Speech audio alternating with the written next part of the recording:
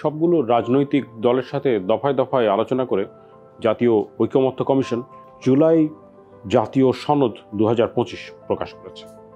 এটা সবগুলো রাজনৈতিক দলের কাছেও পাঠানো হয়েছে।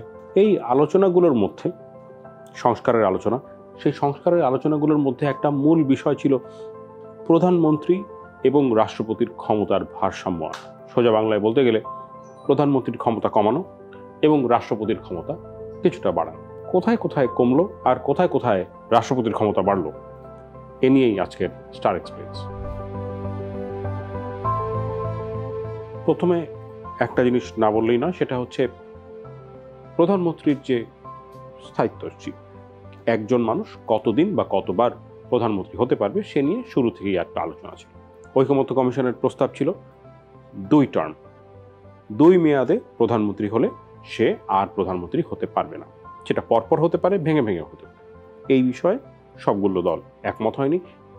অনেক আলোচনার পরে ঠিক হয়েছে যে 10 বছর, যে কোনো একজন মানুষ 10 বছরের বেশি প্রধানমন্ত্রী হিসেবে থাকতে পারবে না। সেটা 2 মেয়াদ হতে পারে, 3 মেয়াদও হতে পারে।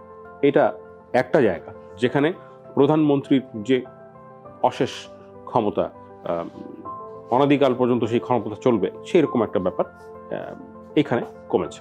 এছাড়া আরেকটি বিষয় নিয়ে আলোচনা ছিল, সেটা হচ্ছে এক ব্যক্তির মাঝে ক্ষমতা কেন্দ্রীভূত হয়ে ওঠে, কারণ সেই একটি ব্যক্তি কয়েকটি পদ একসাথে রাখতে পারে।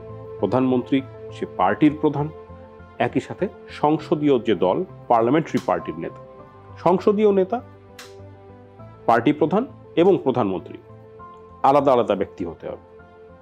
এই প্রস্তাব এখন রাখা হয়েছে। এর সাথে বিএনপি একমত হয়নি, তবে এটা নিয়ে বেশ জোর আলোচনা হয়েছে। ধরে নেওয়া যেতে পারে এর উপর, এই বিষয়টিতে একরকমের চাপ থাকবে, প্রধানমন্ত্রী যেন পার্টি চিফ না হয়। বিভিন্ন দলের, বিশেষ করে বিএনপি এর আগে বক্তব্য ছিল যে সেটা দলের আভ্যন্তরীণ বিষয়। স্টেট অফ এমার্জেন্সি, জরুরি অবস্থা ঘোষণার জন্য ক্যাবিনেটের অ্যাপ্রুভাল লাগবে, এবং সেই ক্যাবিনেটের মধ্যে, কারণ সে তো ক্যাবিনেট তো প্রধানমন্ত্রীর নিজেদের লোক, অর্থাৎ সরকারি দল, একটা দলের লোকজনই সবাই থাকবে। তবে এখানে প্রস্তাব আনা হয়েছে যে বিরোধী দলের প্রধান অথবা বিরোধী দলের উপপ্রধান, উপনেতা, তিনি তখন ক্যাবিনেটে থাকবেন। তাকে সহ এই অ্যাপ্রুভালটা না হলে স্টেট অফ এমার্জেন্সি ডিক্লেয়ার করা যাবে না। এই প্রস্তাব আছে এবং এটা মোটামুটিভাবে গৃহীত। এই কয়েক জায়গায় দেখা যাচ্ছে প্রধানমন্ত্রীর ক্ষমতা কিছুটা কমেছে।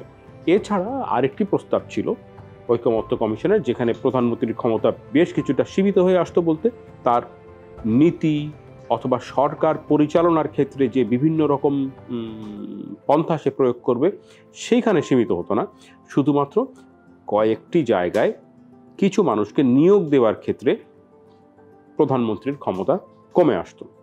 সেটা হচ্ছে election commission, caretaker government, public service commission, anti corruption commission, attorney general, 3 বাহিনীর প্রধান। এইরকম এই পর্যন্ত যেটা হয়ে এসছে সেটা হচ্ছে যে প্রধান বিচারপতি এবং প্রধানমন্ত্রী, এই দুজনের অ্যাপয়েন্টমেন্ট ছাড়া বাকি প্রত্যেকটা কনস্টিটিউশনাল বডি, সংবিধিবদ্ধ যে বা সাংবিধানিক পদ যেগুলোকে বলা হয়, যেগুলোর কথা বললাম মাত্র, এই ধরনের পদগুলো প্রতিটার ক্ষেত্রে রাষ্ট্রপতি, প্রধানমন্ত্রীর যে অ্যাডভাইস, প্রধানমন্ত্রীর যে সুপারিশ, সেইটা তার নিরিখে, তার আলোকে এবং সেটা মেনেই আসলে অ্যাপয়েন্টমেন্ট দিতে হবে। তার নিজের কোনো ইন্ডিপেন্ডেন্স নেই। কিন্তু এখন যে পরিবর্তনটা আনা হয়েছে, প্রস্তাবিত পরিবর্তন ছিল অনেক বেশি, তাতে সব দল রাজি নয়, বিশেষ করে বিএনপি রাজি না। কারণ বিএনপি মনে করে যে অ্যান্টি করাপশন কমিশন, বিটিআরসি, 3 বাহিনীর প্রধান বা অন্যান্য এরকম কিছু সংবিধিবদ্ধ যে পদগুলো আছে সেইখানে যদি তারা অ্যাপয়েন্টমেন্ট দিতে না পারে, তাহলে পরে তারা ঠিক মতো সরকার চালাতে পারবে না, তাদের নির্বাহী ক্ষমতা হ্রাস পাবে। এটা থেকে অবশ্য তাদের অন্তর্নিহিত যে চিন্তা সেটাও টের পাওয়া যায়। তবে আলোচনা করে যে কয়েকটি বিষয়ে সিদ্ধান্ত মোটামুটি এসছে, তার একটা হলো যে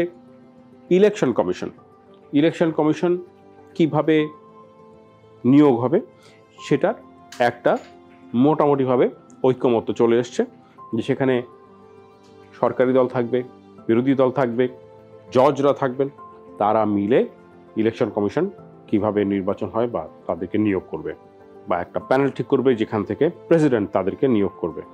এছাড়া আরও কয়েকটি কমিশনের কথা উঠে এসেছিল, যেখানে প্রস্তাব করা হয়েছিল যে রাষ্ট্রপতি প্রধানমন্ত্রীর কোনো রকম আলোচনা ছাড়া, প্রধানমন্ত্রীর কাছ থেকে কোনো রকম সুপারিশ ছাড়াই তার মতো করে ইন্ডিপেন্ডেন্টলি সরাসরি অ্যাপয়েন্টমেন্ট দিয়ে দিতে পারবে। এর মধ্যে ছিল 3 বাহিনীর 3 প্রধান, অর্থাৎ এয়ার চিফ, নেভি চিফ এবং আর্মি চিফ, ডিজিএফআই, এনএসআই প্রধান, যেগুলো আমাদের গোয়েন্দা সংস্থা, অ্যাটর্নি জেনারেলের অফিস, অ্যাটর্নি জেনারেলকে অ্যাপয়েন্টমেন্ট দেওয়া, human rights commission, information commission, Bangladesh ব্যাংকের governor, university grants commission, energy regulatory commission, BTRC অর্থাৎ টেলিকমিউনিকেশন রেগুলেটরি কমিশন এবং ল কমিশন। এইগুলোর কথা উঠে এসেছিল এবং প্রস্তাবে ছিল, কিন্তু সেগুলোর সবগুলোর ক্ষেত্রে ঐকমত্য হয়নি। এবং সেখানে যে কটা বিষয়ে ঐকমত্য মোটামুটিভাবে হয়েছে এবং প্রেসিডেন্ট সরাসরিভাবে অ্যাপয়েন্টমেন্ট দিতে পারবে, তার মধ্যে রয়েছে মানবাধিকার কমিশন, তথ্য কমিশন, আইন কমিশন, প্রেস কাউন্সিল। এই 4টে জায়গায় প্রেসিডেন্ট সরাসরি নিয়োগ দিতে পারবে, প্রাইম মিনিস্টারের কাছ থেকে বা কারো কাছ থেকে তার সুপারিশের দরকার হবে। অন্যগুলোর বিষয়, অন্যান্য সংবিধিবদ্ধ যে পদগুলো আছে সেই বিষয়ে বেশিরভাগ ক্ষেত্রেই বিএনপির আপত্তি, এবং তাদের বক্তব্য হচ্ছে যে একে তো তাদের বক্তব্য যে তাদের নির্বাহী ক্ষমতা এতে হ্রাস পাচ্ছে, যদি প্রয়োজন হয় তাহলে এই প্রতিটি প্রতিষ্ঠানের যে পদগুলো আছে সেই পদগুলো কিভাবে সেখানে নিয়োগ হবে সেটা আলাদা করে আইন করে সেটাকে নিয়ন্ত্রণ করা হোক। এইভাবে একটা কমিশন সেট করে তার উপরে ছেড়ে দিতে বিএনপি নারাজ। এছাড়া বাংলাদেশ ব্যাংক এবং এনার্জি রেগুলেটরি কমিশন, এই দুটো ক্ষেত্রেও নোট অফ ডিসেন্ট দেওয়া আছে যে এখানে সরাসরি নিয়োগ দেওয়া যাবে না। অন্যগুলো আর আলোচনার মধ্যেই নেই, অর্থাৎ যেরকম 3 বাহিনী, ডিজিএফআই, এনএসআই অথবা পুলিশ কমিশন, সেগুলো আর এখানে আলোচনার মধ্যে নেই। যে রকমের বলা যায় অ্যাম্বিশন নিয়ে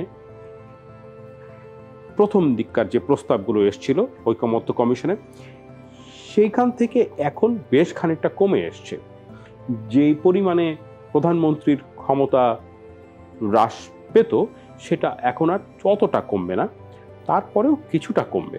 সংস্কারের একটা মূল বিষয় ছিল যে একজন ব্যক্তির হাতে যেন সমস্ত ক্ষমতা কেন্দ্রীভূত না হয়ে যায়, এবং সে যেন সেই কারণে অন্যান্য রাষ্ট্রের অন্যান্য যে প্রতিষ্ঠান সেগুলো যেন ঠিকমতো ইন্ডিপেন্ডেন্টলি কাজ করতে পারে। এখনো পর্যন্ত যে সেদিকে আমরা পরিষ্কারভাবে এগিয়ে যাচ্ছি সেই রকম বলা যায় না, তবে কয়েকটি ক্রুশিয়াল জায়গায়, যেমন ইলেকশন কমিশন বা কেয়ারটেকার গভর্নমেন্ট, এইগুলোর ব্যাপারে কিছু পরিমাণ যে ঐকমত হয়েছে সেটা অত্যন্ত ইতিবাচক। আর কয়েকটি জায়গা হলেও প্রধানমন্ত্রীর ক্ষমতা কিছুটা, খুব অল্প, তারপরেও কিছুটা বলা যায় কমেছে, আর রাষ্ট্রপতির ক্ষমতা কিছুটা বেড়েছে। তাতে হয়তো ক্ষমতার ভারসাম্য একটু ঠিক হয়েছে, তবে এখনো অনেক বাকি।